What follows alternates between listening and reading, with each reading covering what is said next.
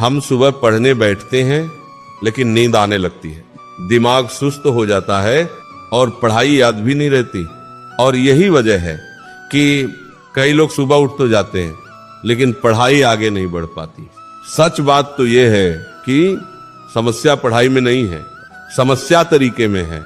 जिस इंसान को पढ़ने का सही तरीका नहीं आता वह दिन भर पढ़कर भी उतना याद नहीं कर पाता जितना एक समझदार छात्र 2 घंटे में याद कर लेता है।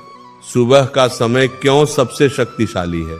सुबह का समय सिर्फ एक समय नहीं होता, ये दिमाग की सबसे पवित्र अवस्था होती है। जब सूरज उगता है तो प्रकृति भी शांत होती है, हवा में शोर नहीं होता, मन पर बोझ नहीं होता, दिमाग पर दिन भर की थकान नहीं होती।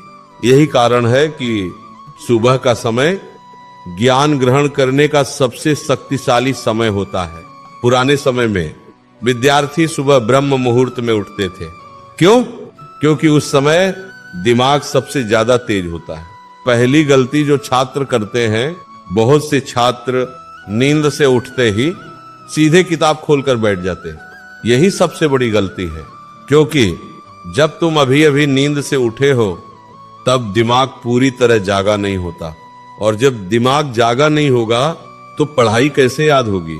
इसीलिए सुबह पढ़ने से पहले सबसे जरूरी काम है अपने शरीर और दिमाग को जगाना। सुबह उठते ही क्या करना चाहिए? जब तुम सुबह उठो तो सबसे पहले अपने आप से कहो, आज का दिन मेरी जिंदगी बदल सकता। फिर बिस्तर से उठ जाओ, आलस मत करो। इसके बाद अपने चेहरे पर ठंडा पानी डालो। यह सिर्फ पानी नहीं होता, ये तुम्हारे दिमाग को जगाने का तरीका होता है।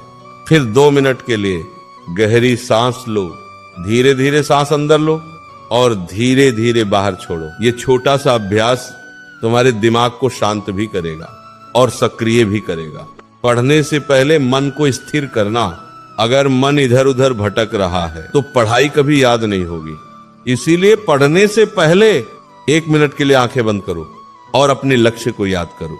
सोचो तुम क्यों पढ़ रहे हो, तुम्हारे माता पिता तुमसे क्या उम्मीद रखते हैं, तुम्हारा भविष्य किस पर टिका है। जब ये बातें दिल को छूने लगती हैं तो मन अपने आप पढ़ाई में लगने लगता है। पढ़ने का सबसे प्रभावी तरीका, सुबह पढ़ाई कैसे करें? क्योंकि पढ़ाई सिर्फ किताब पढ़ना नहीं है, पढ़ाई एक कला है। अगर तुम सिर्फ किताब देखते रहोगे तो दिमाग जल्दी थक जाएगा और फिर नींद आने लगेगी।